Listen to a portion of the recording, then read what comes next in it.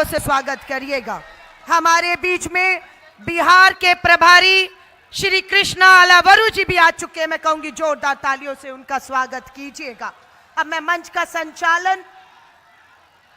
संचालन सौंपती हूं कि आइए मंच का संचालन कीजिए और हमारे नेताओं को बोलने के लिए आप आमंत्रित करिए। प्रियंका दीदी, जोरदार तालियों से स्वागत करें। प्रियंका दीदी, प्रियंका दीदी, हम सब के बीच में हमारी नेता श्रीमती प्रियंका गांधी वाड्रा जी यहां पहुंच चुके हैं।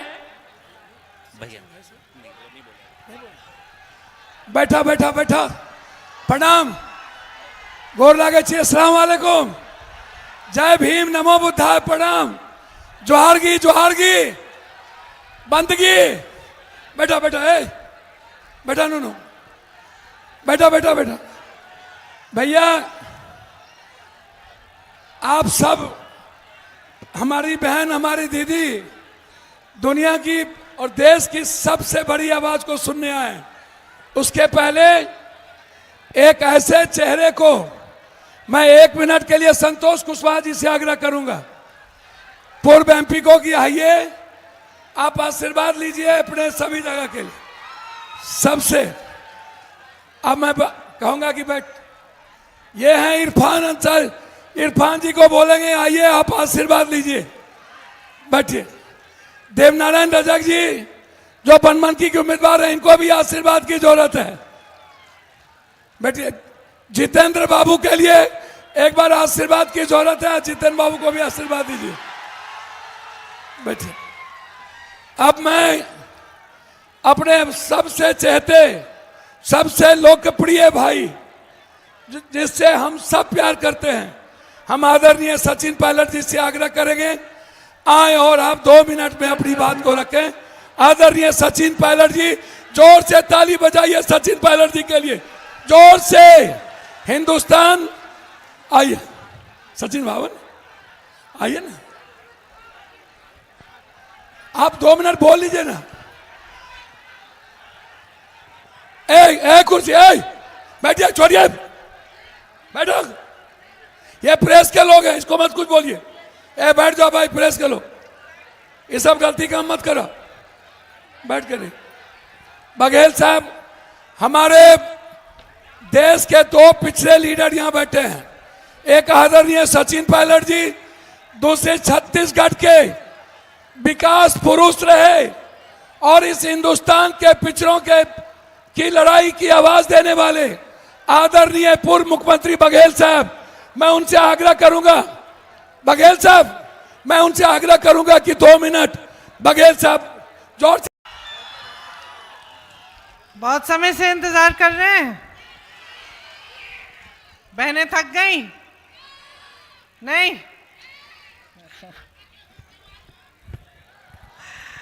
श्री कृष्णा अलावरू जी, श्री भूपेश बघेल जी, श्री पप्पू यादव जी, श्री सचिन पायलट जी, श्री नासिर हुसैन जी, श्री कुणाल चौधरी जी, श्री अनीस खान जी, अलका लांबा जी, हमारे चारों प्रत्याशी श्री जितेंद्र कुमार जी, आगे आइए, श्री जितेंद्र कुमार जी, श्री देव नारायण जी, श्री मोहम्मद इरफान जी, श्री संतोष कुशवाहा जी, सबका इस सभा में बहुत बहुत स्वागत और बहुत बहुत धन्यवाद कि आप यहां मेरी बातों को सुनने आए हैं। बैठ जाइए। देखिए, ये जो आपकी धरती है ना,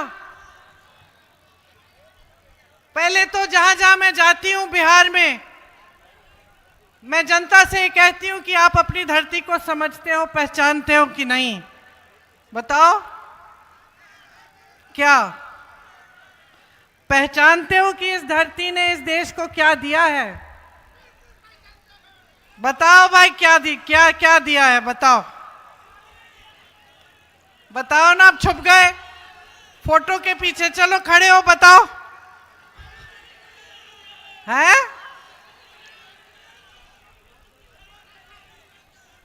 ये आपके ही पूर्वज थे, बिहार के किसान, जिन्होंने एक ऐसा आंदोलन किया कि जब ये मोबाइल फोन नहीं था जो आपके हाथों में है, जब टीवी नहीं था, जब कोई संचार का माध्यम नहीं था, अखबार भी एक आध छपता था, तब ऐसा आंदोलन किया, इतने धैर्य से, वीरता से अंग्रेजी साम्राज्य का मुकाबला किया, उसके सामने खड़े हो गए कि उनकी आवाज महात्मा गांधी जी तक पहुंची।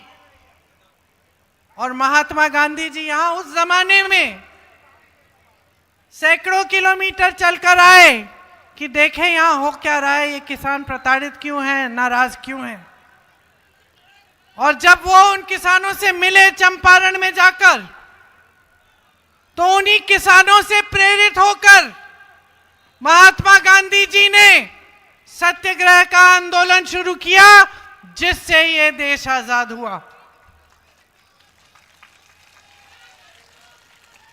तो गर्व होना चाहिए आपको अपनी इस धरती पर, जिसने इस देश को आजादी दिलवाई, इस देश को रास्ता दिखलाया और इस देश की नींव डाली, इस देश के संविधान की नींव डाली। आज भी अगर कोई इस देश का निर्माण कर रहा है तो बिहार का नौजवान कर रहा है, बिहार का नागरिक कर रहा है। कैसे, मैं बताती हूं।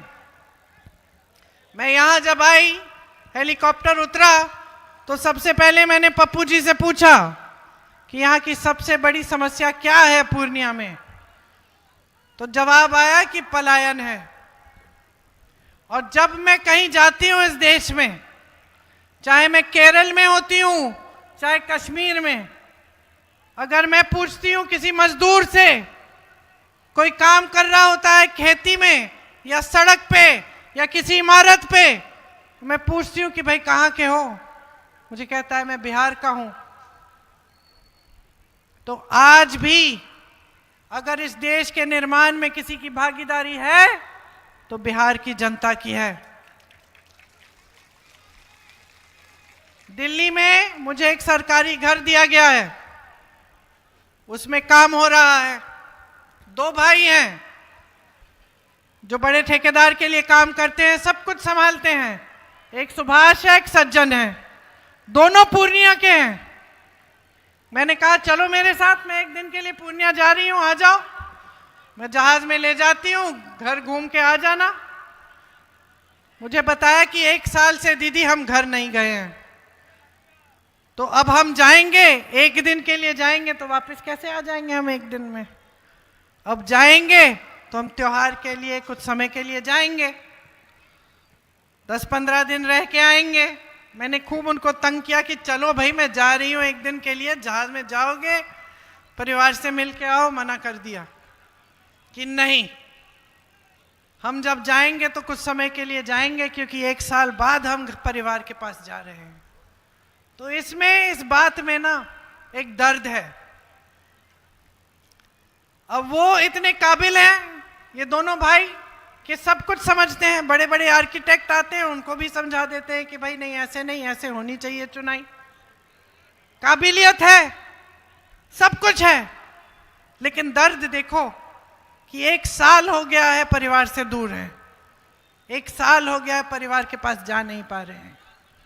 यह है आपका सबसे बड़ा दर्द आज बिहार में, बेरोजगारी और पलायन।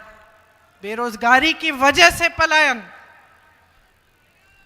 कि यहां का युवा यहां पे काम नहीं कर सकता, उसको स्थानीय कोई ऐसा उद्योग नहीं है जिसमें उसे नौकरी मिले, कोई ऐसा रोजगार नहीं है जो उसको यहीं पे मिले। यहाँ की सरकार ने तमाम पद खाली रखे हुए हैं, तमाम नौजवान बेरोजगार हैं, लेकिन नौकरी नहीं दे रहे हैं। आज ये आपका सबसे बड़ा दर्द है।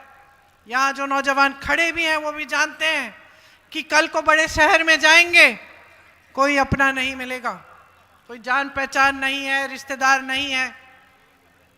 कहीं पे घर ढूंढेंगे, एक कमरा मिलेगा, उस कमरे में भी 8-10 लोग उसके साथ रहेंगे, अपने परिवार को छोड़ के चले जाएंगे। यहाँ पे बीबी, बच्चे, माँ बाप सब कुछ अपने आप देख रहे हैं, हर समस्या का सामना खुद कर रहे हैं। बच्चा बीमार पड़ गया या फीस भरनी है या किसी का इलाज करना है या पिताजी या माताजी बीमार पड़ गए उनको अस्पताल ले जाना है, यहाँ तो पूर्णिया में ढंग का अस्पताल भी नहीं है।